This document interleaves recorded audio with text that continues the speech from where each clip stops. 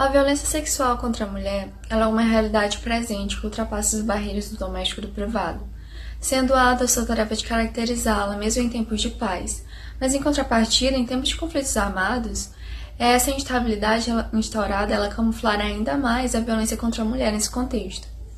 Dessa forma, desde tempos imemoriais, as guerras elas envolvem em sua crueldade e devastação toda a população, de modo que o estupro ele só foi considerado crime de guerra somente em 1946, momento em que foi instaurado o Tribunal Militar de Tóquio,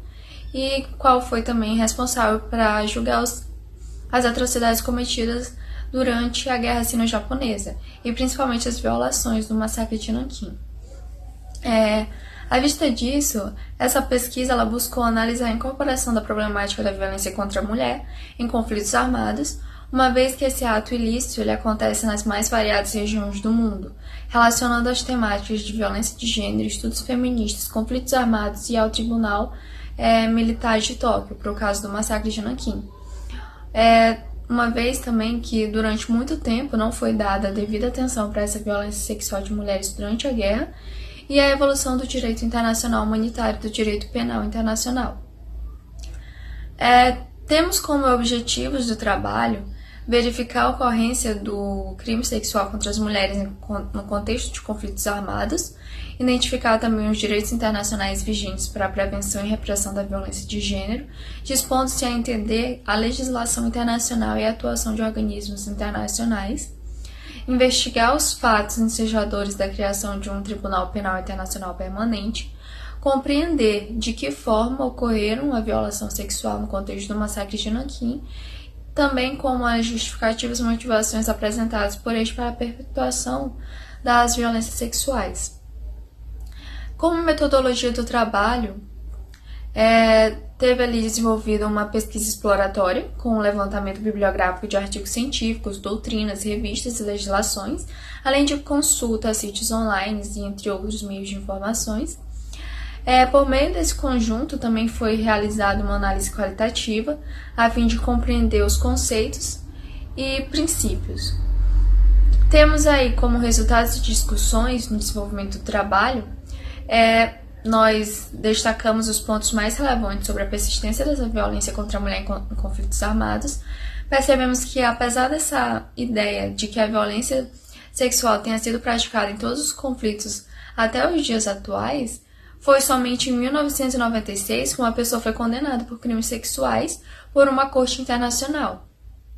Além disso, nós verificamos também os fatos ensejadores para a criação de um Tribunal Penal Internacional Permanente, de modo que foi investigado algumas das inúmeras ocorrências que ocasionaram a criação do referido tribunal,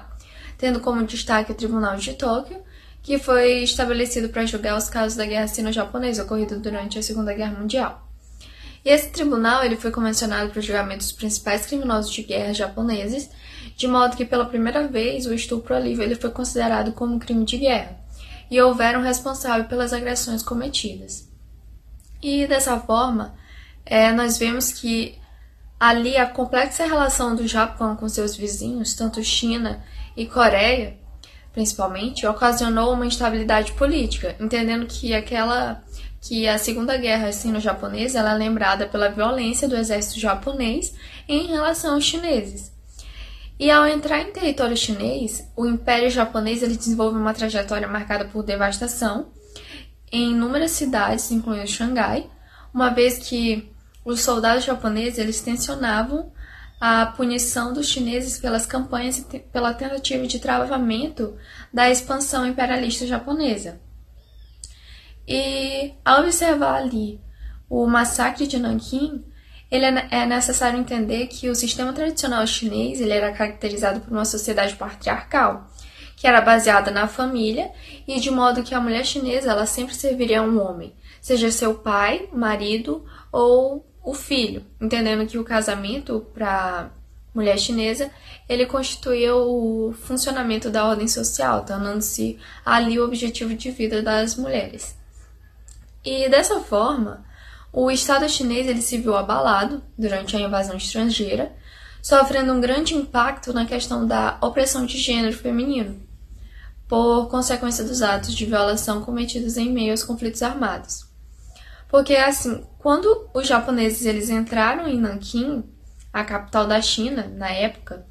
iniciou-se um processo de rendição, de desarmamento e de homicídios, de modo que aproximadamente mais de 300 mil chineses eles foram mortos, sendo muitos deles mulheres,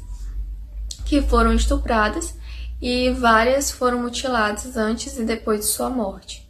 Estima-se também que entre 20 e 80 mil mulheres elas foram estupradas durante as 6 semanas de horror ali em Nanquim.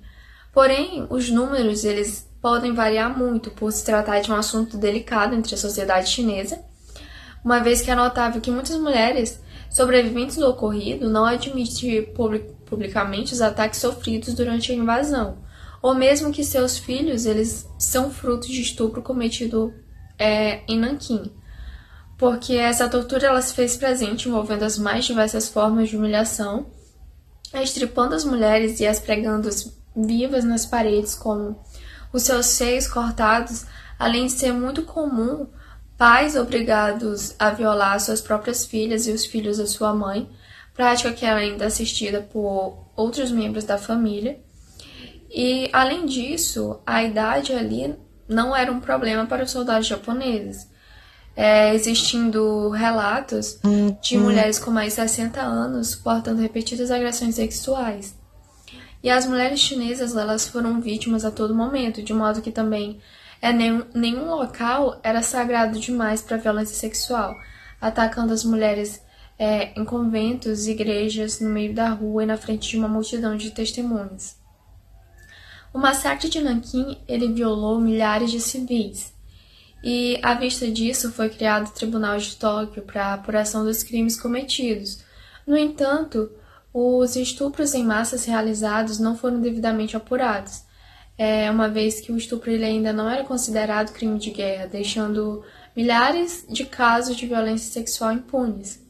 Além disso, uma das maiores consequências desse massacre foi a resposta do governo japonês, uma vez que, para obter a diminuição da violação às mulheres locais e conter a transmissão de doenças sexualmente transmissíveis, o alto comando japonês criou um sistema de prostituição militar, o qual envolveu mulheres de toda a Ásia. E isso, para concluir, conforme exposto no artigo, entende-se que a violência sexual contra a mulher em conflitos armados ela ocorre desde os primórdios, transformando-se em arma de guerra para a extinção de etnias, para a dominação e humilhação contra grupos inimigos, afetando não só a vítima, mas como toda a sua comunidade. Além disso, essas violações não são atribuídas a uma região específica, como ocorreu no massacre de Nanquim. Além de que as atrocidades cometidas na China não foram ali um caso isolado. Percebemos que essa criminalização de tal violência teve